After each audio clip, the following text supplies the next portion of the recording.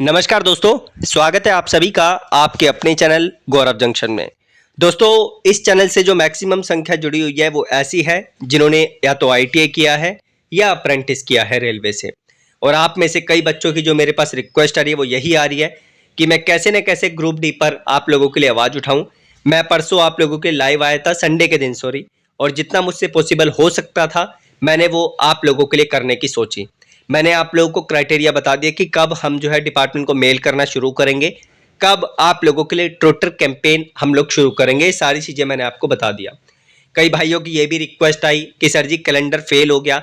देखो भाई, calendar fail होना हम तब कह सकते हैं कि अभी 18 तारीख हो गई, अभी ये जो महीना है वो 31 का है और अभी हमारे पास लगभग जो है 12 से 13 दिन है। अगर इन 12 से 13 दिन के अंदर अंदर वैकेंसीज नहीं आती है तो फिर जो है हम 100% कह सकते हैं कि कैलेंडर जो है डिपार्टमेंट की तरफ से फेल हो गया। और बाकी आगे क्या हम लोगों को करना है, क्या एक्शन लेना है, किस तरीके से ट्विटर कैंपेन करना है, वो हम लोग जो है इस 30 तारीख के बाद आप लोगों के लिए शुरू कर देंगे। लेकिन जो डिपार्टमेंट को इंटीमेशन करने वाला सीन है, जो मैंने बोला था आप लोगों को लाइव में कि हम लोग जो है आप लोगों से मेल करवाएंगे ये मल्टीपल मेल आईडीज पे, वो डेफिनेटली मैं आप लोगों के लिए शुरू करूंगा। इस संडे को एक फॉर्मेट बना के आप लोगों को दूंगा, कुछ मेल आईडीज दूंगा, उस पर आप लोगों को जो है वो भेजना पड़ेगा। और फिर जो है अगर भर्ती नहीं आती है हम 10 दिन का और वेट करेंगे। फिर उसके बाद 100% मैं खुद आप लोगों के लिए जो हैशटैग है वो जनरेट करके और ट्विटर कैंपेन का जो सिलसिला है वो शुरू कर दूंगा। और मेरे साथ साथ जो अदर इन्फ्लुएंसर्स हैं वो डेफिनेटली आ जाएंगे और आप लोगों की आवाज़ों को आगे उठाएंगे। अब यहाँ पर जो है मैं एक और चीज़ आपको दिखाऊंगा। कई बच्चों ने रिक्वेस्ट भी किया था कि सर जी ऐसा पोल डालिए। मैं एक चीज़ और बोल दूँ, अगर आप चाहते हैं कि मैं आपकी रिक्वेस्ट पर कोई पोल डालूँ अपनी कम्युनिटी में, तो आप लोग मुझे कमेंट बॉक्स में बस सजेशन दे दीजिए। अगर मुझे लगा कि सजेशन बेटर है और बच्चों की मदद कर सकता है तो उस पर मैं पोल आप लोगों के लिए जरूर डालूंगा। ठीक है, उस पर अच्छी खासी इंगेजमेंट होती है और आप लोगों को मदद मिल जाती है। मैंने एक पोल डाला था जिसमें पूछा था कि रेलवे से अप्रेंटिस करने के बाद आपके कितने प्रतिशत अंक आए हैं, नीचे की रेंज में आप बता सकते हैं। तो 90 से 100% में 39% जो रिसेंटली अप्रेंटिस करके बैठे हैं डेफिनेटली उनको जो है इतना अचीवमेंट मिला है। और जो 80 से 89 है इसमें 30%, 70 टू 79% जो है वो 19% पे है और 60 टू 69% वो 11% पे। 4000 भाइयों ने वोट दिया था और अगर आप चाहते हैं ये संख्या बढ़े तो आप वोट दे सकते हैं। कम्युनिटी में ये पार्ट अभी पड़ा हुआ है। अब ये जो दो कैटेगरी है ना, ये वो कैटेगरी है, इसमें से मैक्सिमम 90% ही आप समझिए जिन्होंने एग्जाम देकर अपना जो है एआईटीटी का अंक प्राप्त किया था।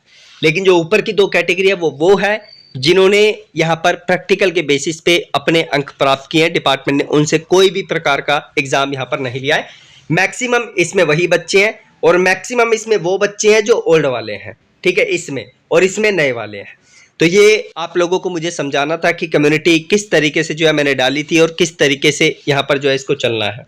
अब रिसेंटली एक और भर्ती, एक और नोटिफिकेशन आप लोगों के लिए वायरल हो रहा है जिसमें जो अदर इन्फ्लुएंसर्स हैं जो रेलवे से रिलेटेड आप लोगों को इन्फॉर्मेशन देते हैं, जिनका मकसद सिर्फ व्यूअरशिप आप लोगों से प्राप्त करना है, जो 1-1 लाख में व्यूअरशिप आप लोगों से प्राप्त करते हैं, वो इस तरीके की चीज़ों को वायरल कर रहे हैं। तो भाई ये आप लोगों का सेंट्रलाइज नोटिफिकेशन है। जो आप लोगों की मिनिस्ट्रियल एंड आइसोलेटेड कैटेगरी की वैकेंसीज आती है वो है। तो ये ग्रुप डी की भर्ती नहीं है। ग्रुप डी की भर्ती का नोटिफिकेशन मैं फिर से बोल रहा हूँ, अगर ये हमारा 30 तारीख तक नहीं आता, दिसंबर 30 तक, तो डेफिनेटली आप लोगों के लिए हम आवाज़ उठाएंगे और इसे आगे पहुंचाने का कार्य करेंगे।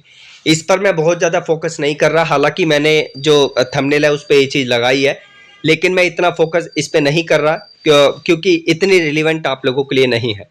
ग्रुप डी की जिस दिन भर्ती आएगी एक एक पल पल की चीज़ आप लोगों को हमारे द्वारा बता दी जाएगी। इसके अलावा कई भाई जो है इस चीज़ को लेकर परेशान है कि निजी हाथों में जाएंगे रेलवे के सारे लोकोशेड और वर्कशॉप। अब इसको लेकर क्या है कि अदर लोगों से आप लोगों को इन्फॉर्मेशन तो मिल ही रही है, लेकिन भाई ये सच भी है कि डेफिनेटली जो है रेलवे की तरफ से चीज़ें ठेके पे जा रही है, लेकिन कब जा रही है, कैसे जाएगी, कब जाएगी, क्या डेट होगी, ये सिलसिला आप लोगों को बाद में पता चलेगा। क्या लोगों को फिर से रेलवे में परमानेंट बेसिस पे भर्तियां मिलेगी, नहीं मिलेगी, अभी इस पे मैं चर्चा नहीं कर सकता। लेकिन बस इतना तो है कि अगर ऐसा सच में होता है, 100% ये सच होता है, तो आगे चल के जितनी संख्या में अभी रेलवे में रिक्रूटमेंट हो रहा है, आगे चल के इस चीज को बंद कर दिया जाएगा और इतना रिक्रूटमेंट आप लोगों को देखने को नहीं मिलेगा। लेकिन कहीं ना कहीं ये जो है गलत फैसला है।